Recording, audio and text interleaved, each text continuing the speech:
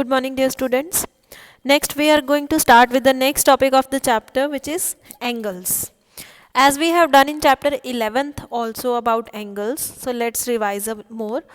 When two arms of an object are joined at a common point, then an angle is formed. For example, these are the two arms which are joined together at the common arm. So, an angle is formed at this point. And this point where the angle is being made is known as vertex, and the two sides are known as sides or the arms of that angle. One thing to note is an angle is also defined as the measure of rotation of one ray with respect to the other. Means if these are the two arms, how it is being rotated. For example, if I have OQ, then starting from this, it is moving like this. So it reaches to Q1, then it reaches to Q2, then Q3, Q4, means how this arm or this line is rotated, keeping this vertex point fixed. So more the rotation, more is the measure of the angle being formed. So this is the angle, this is the measure of the angle. The more this arm is moving, the more is the rotation, the more is the angle. Next is magnitude of an angle is the amount of rotation of one ray with respect to the other. So this is one ray and this is second ray. How much the first ray is moving to reach the second. So this tells us about the magnitude of an angle. Next is there are two types of directions. One is clockwise and one is anti-clockwise. Clockwise means when we move in this direction. When we have clock, and the numbers on the clock are 1, 2, 3, 4 like this. 1, 2, 3, 4 goes like this. So when we move along with those numbers 1, 2, 3, 4. So this direction is clockwise direction, and when we move opposite to clock like this, it is anti-clockwise direction. Next is the length of rays does not affect the size of an angle. It means if this is a ray, if I make it a larger ray or if I make a smaller ray, angle does not change according to the length of the arms. Whatever the length of arm is, the angle will remain same. Next is different types of angles. First is a zero angle. When the two rays coincide with each other, means one ray is OP and other second ray OQ is also lying on it, then they are making an angle of 0 degree, zero angle.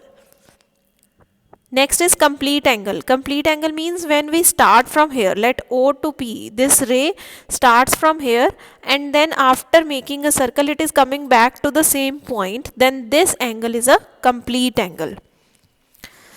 Next is one complete turn along a circular path is called one revolution. Means one complete angle, when it moves along the circle, it is known as one revolution is made. Next is a right angle. An angle of measure 90 degree is called a right angle. This you already know.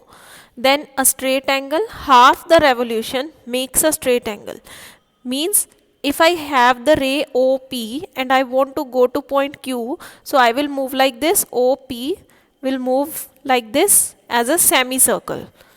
So this is known as straight angle. We have some example from clock.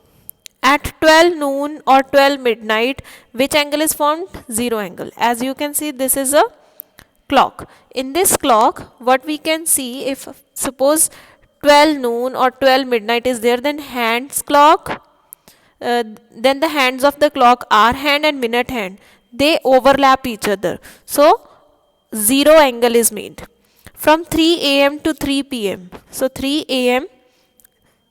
then 3 p.m. means AM to PM. Again, complete angle is formed because it is coming back to the same point after covering the whole circle. So it is a complete angle.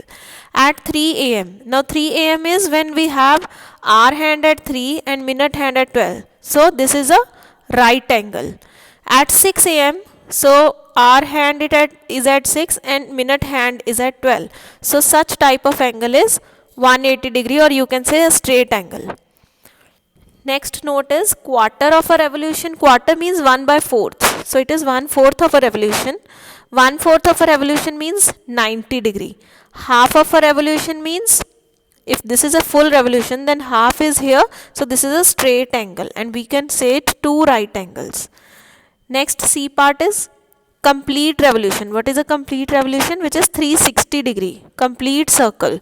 So it is two straight angles, half half, or you can say four right angles, 4 quarters. Next is exercise 12.2, question number 1. Name the vertex and arms of the following angles. Here we have A part, vertex is O and arms are OA and OB. In B part, vertex is at Q and arms are at QP and QR. In C part, vertex is at D and arms are DE and DC. Next, second question is,